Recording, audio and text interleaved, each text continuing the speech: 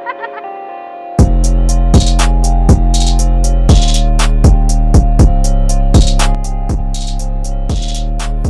what's up everybody? It's your boy Danny J. Quick, and this is the first episode of our podcast.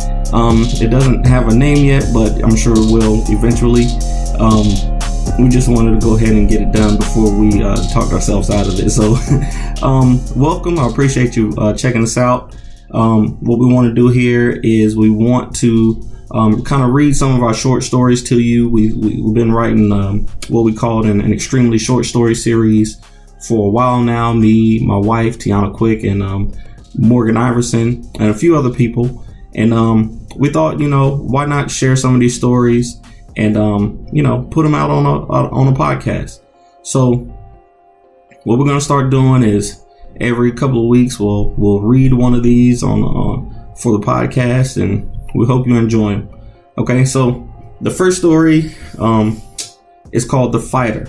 It was probably one of the first ones that I wrote for the extremely short story series. And I really enjoyed it. We were doing this as kind of a practice to make sure that we kept writing, and just trying to keep stories as short as possible, but actually giving a full story. So I think the first rule was under 1,000 words or something like that. And here we go. So I hope you enjoy it. The Fighter, an extremely short story by Danny J. Quick for the Fourth Wall Universe. Ramo, get the camera ready. He's here. Karen Brinkley commands from the front seat of the news van as a dark blue Lexus pulls up to the side of the gym where they've been staking out for about 3 hours. You really think it's him? Ramo asks as he lifts his mid-sized camera up on his shoulder and reaches for the door to yank it open. We're about to find out, Karen responds as she hops down out of the van.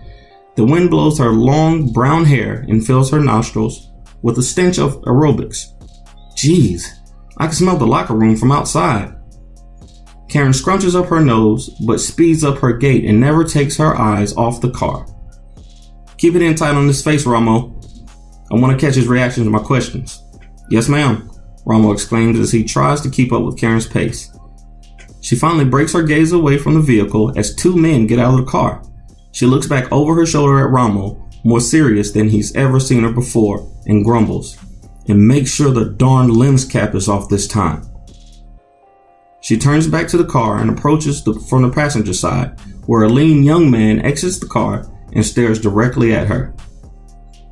"Uh-oh," the young man says as he stands and shuts the door to the car, watching the reporter breeze past him, raising her hand to wave at the driver of the car. "Mr. Durham," she exclaims, instantly getting his attention. The tall and muscular Terrell Durham seems shocked to see the reporter charging towards him at his place of business and turn his body in a defensive posture. "Yes," Terrell says, wide-eyed and hesitant, like a deer caught in headlights. "I'm Karen Brinkley with—" "Karen Brinkley!"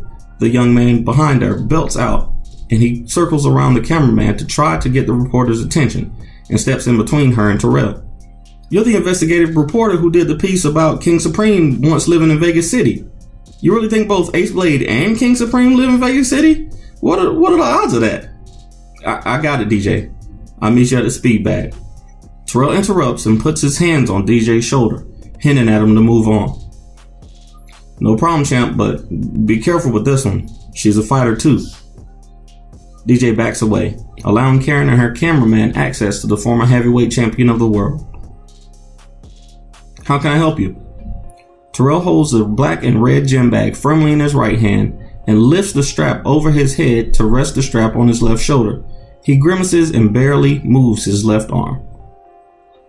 "I just have a few questions for you," Karen responds and then begins her assault. The first of which is why you never came back to defend your title. "Well, Miss Brinkley, I accomplished all I wanted to as a fighter and the business part didn't interest me, so I chose to go out on top." Terrell answers matter-of-factly, hoping that Karen won't dig much deeper, but he knows she will. "So it had nothing to do with Gutshot trying to have you killed after the fight?" she asks and stretches the microphone back towards his face for a response. Terrell giggles but answers, "That's part of the business I was talking about." he says, then pauses to look back over his shoulder as a few passersby yell out in adoration of him. There's no reason to get killed when I can still do what I love and help people here at the same time, Miss Brinkley. So do you think it's a coincidence that Aceblade was first sighted a mere 3 days after Gutshot ordered the hit on you, and that Gutshot was his first target? Karen again stretches out the microphone as Terrell begins to become more amused by her line of questioning. He chuckles and continues. Yeah, I saw that on the news, but I'd call that karma. Maybe, Mr. Durham, but let me ask you this. Karen takes a small notepad out of her waistband and begins again. Last year, at the grand opening of your gym here, you did a demonstration where you used a set of keys to disarm several experienced fighters with ease. Terrell nods his head in acknowledgement. I once saw a tweet claiming that you once saved a boy from an alligator attack with only a box cutter, and I heard that you once disarmed a bank robber by slicing through his Achilles tendon by throwing a credit card at him. Terrell burst into laughter at the reporter's statement. Don't believe everything you hear, ma'am. Terrell responds and tries to walk towards the gym entrance, but the emphatic reporter steps into his path, cutting him off and forcing him to stop in his tracks. I don't, Mr. Durham, but I did see a video of a young black kid training in Eastern Africa fighting a pack of hyenas and speaking Chinese. The popular consensus is that young man was you. Well, I haven't seen it, so I can't confirm or deny that it's... Do you speak Chinese? I speak Mandarin, yes, but there are plenty of black people who speak Asian languages. Sure. Karen responds with a simultaneous blink and nod, then continues. But the strategy that the kid used to beat the hyenas was eerily similar to how Aceblade subdued a pack of wild dogs the Jack of Clubs was parading around last week. I don't know about all that. Hyenas are more closely related to the cat family than dogs, Miss Brinkley. Terrell pauses as if he has an idea all of a sudden and then continues. Wait, what exactly are you trying to say? You've mastered almost every style of combat known to man, including martial arts with origins in every region of the planet. You were once considered the most dangerous fighter in the world. Aceblade appeared in this city 3 days after your final fight, and you even wore purple trunks in that fight. She pauses. Admit it, Mr. Durham, you are Aceblade, the Vegas vigilante. Aceblade is a sloppy fighter and nowhere near the skill level of fighters who have been fighting all their lives like me. I could easily take down these comic crooks, I could beat Batman in a hand-to-hand match, and I'd even give Captain America trouble. Terrell scoffs as his bravado leaks out for a moment, then continues. While I do respect what he's doing here, I believe he's going to get himself killed one day. So if you ever do figure out who he is, send him through the gym and I'll give him some pointers. Other than that, I can't help you. Terrell continues towards the door as the cameraman lowers his equipment to look at the former champ. I thought that was you, Ramon. You used to drop Stephanie off here every day. How's she doing? She's on her way to her Olympics thanks to your gym. Wow, that's good to hear. And how's your grandmother? She's as healthy as ever. Someone keeps dropping off meds for her just as she's about to run out. Ramos smiles and says as he looks at the chocolate warrior proudly as if he knows his secret. We're pretty sure it's Aceblade, but he always drops the meds off when no one is around. Well, he seems like a good guy. I wouldn't be surprised. Terrell responds and puts his hand on Ramos' shoulder as he passes by, headed into the gym. Well, if you do see him, tell him we said thanks. Ramo exclaims as Terrell escapes into a puff of cool air inside the gym. Did you see that?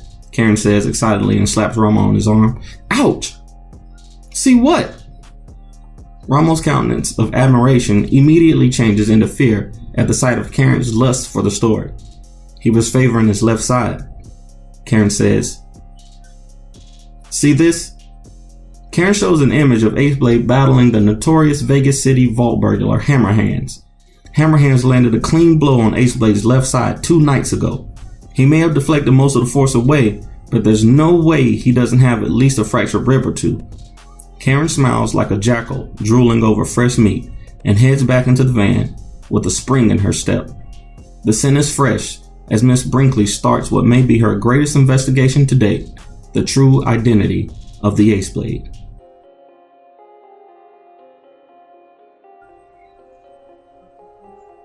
Hey, I hope y'all enjoyed that.